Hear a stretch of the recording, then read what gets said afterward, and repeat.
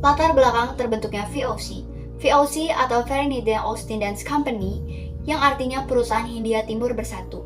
Didirikan oleh Johan van den Barneveld, VOC secara resmi didirikan sebagai perusahaan dagang pada tanggal 20 Maret 1602 dan dipimpin oleh seorang gubernur jenderal pertama dari VOC adalah Peter Bout dan tidak berlangsung lama digantikan oleh Jan Pieterszoon Kahn. Terbentuknya VOC adalah untuk mengkoordinasikan dan mengkonsolidasikan perdagangan rempah-rempah terutama di wilayah Hindia Timur. Perusahaan ini dibentuk sebagai respon terhadap persaingan dan perangkap dalam perdagangan rempah-rempah di wilayah tersebut, serta untuk mengamankan monopoli dan keuntungan ekonomi bagi Belanda.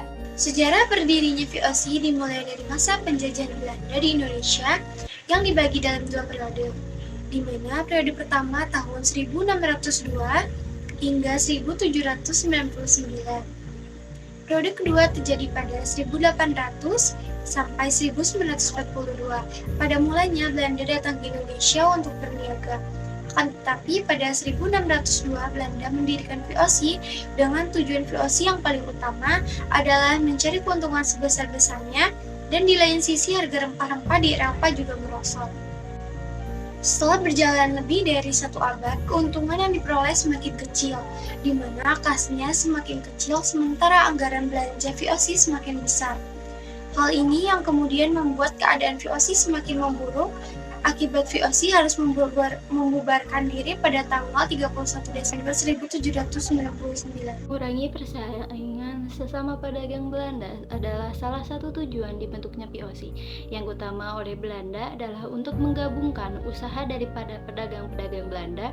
Hal ini juga bertujuan untuk mengurangi persaingan dagang antar sesama pedagang Belanda guna mendapatkan keuntungan yang maksimal. Mengatasi persaingan dengan pedagang negara Eropa lain. Tujuan terbentuknya VOC yang lainnya adalah untuk mengatasi persaingan dengan pedagang dari negara Eropa lain, terutama pada para pedagang Inggris, Spanyol, dan Portugal. Dengan begitu, VOC dan pedagang-pedagang Belanda jadi lebih mendominasi pasar dagang. Ketiga, memonopoli perdagangan rempah-rempah. Tujuannya terbentuknya VOC berikutnya adalah untuk menguasai dan memonopoli perdagangan rempah-rempah. Seperti diketahui, jika Indonesia akan kaya rempah-rempah, Belanda pun berupaya memonopoli perdagangannya guna mendatangkan keuntungan finansial berlipat. 4. Menguasai kerajaan di Indonesia. Tujuan terbentuknya VOC yang berikutnya adalah untuk menguasai kerajaan di Nusantara.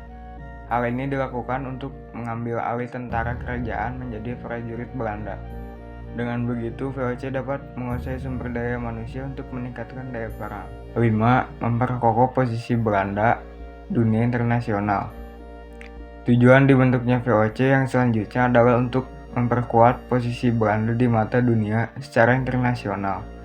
Hal ini penting dalam keadaan persaingan dagang dengan negara lain, terutama Eropa. Adanya VOC pun membuat bangsa Belanda menjadi lebih disegani. 6. Membantu dana ke pemerintah Belanda. Tujuan dibentuknya VOC yang berikutnya adalah untuk membantu dana bagi pemerintah Belanda yang sedang berjuang melawan Spanyol yang masih menduduki Belanda.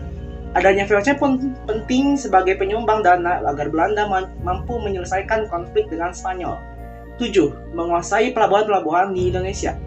Tujuan dibentuknya VOC yang terakhir adalah menguasai pelabuhan-pelabuhan strategis yang ada di Indonesia.